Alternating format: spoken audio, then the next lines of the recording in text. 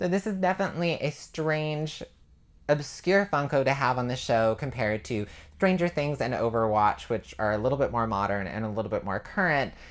Gossamer, unless you watched like old Warner Brothers Bugs Bunny cartoons when you were younger, like I did, you probably have no idea who Gossamer even is. So Gossamer was a giant hairy monster that Bugs Bunny would kind of face off against in a couple cartoons. So the one that I remember the most is when he was giving him a haircut and then blew up his hair with a bunch of dynamite, and it was really funny. And then of course when he screamed "people" and runs through a wall and keeps going through a bunch of different walls because he's scared of people, and whereas people would be scared of monsters. He kind of reminded me so much of the big giant Muppets that they would have on the Muppet Show, and I just loved monsters. I thought they were so cool. My pet monster, like it was.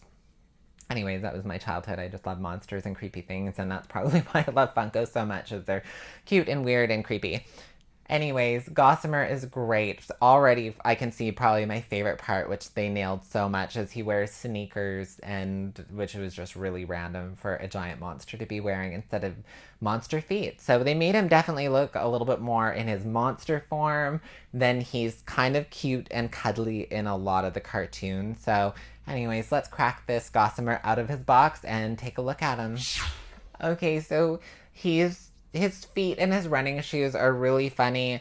Not really sure I'm super sold on this being a Gossamer when it comes to the face. He looks more, I don't know, he looks more duck-like. He was a little bit more flat. He didn't have a lot of expression in his face in the cartoon compared to this. I don't know.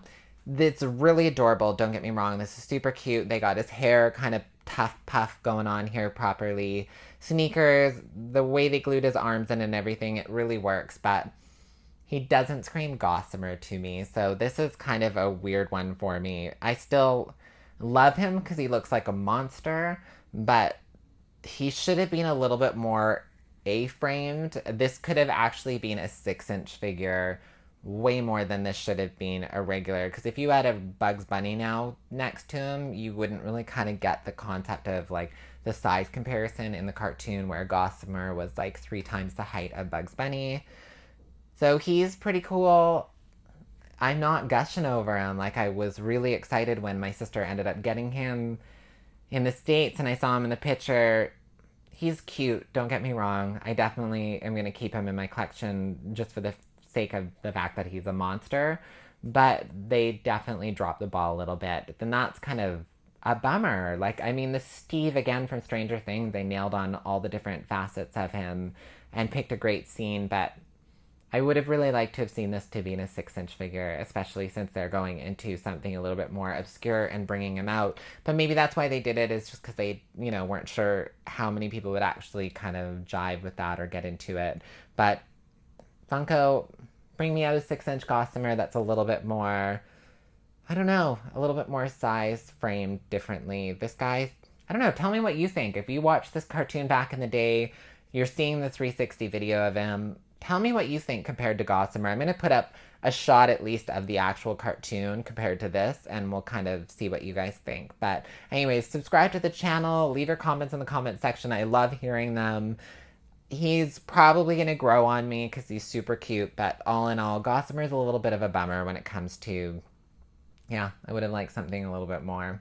Anyways, thanks for trying Funko.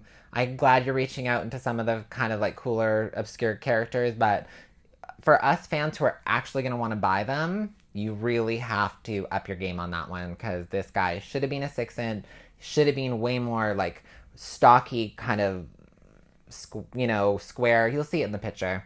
Anyways, thanks for tuning in, everybody. Tomorrow is not going to be a exclusive, because that's 3 days of exclusives in a row, so I can show you who it's going to be. We are going to be unboxing Mad Moxie, which is going to be great, from Borderlands. She's got a little bit of box damage, so I think the box is just going to be kind of a tosser after this one, but I love this figure and her little top hat. Anyways, we're going to open her tomorrow, so we'll get into it then. Thanks for tuning in. We'll see you all in tomorrow's review.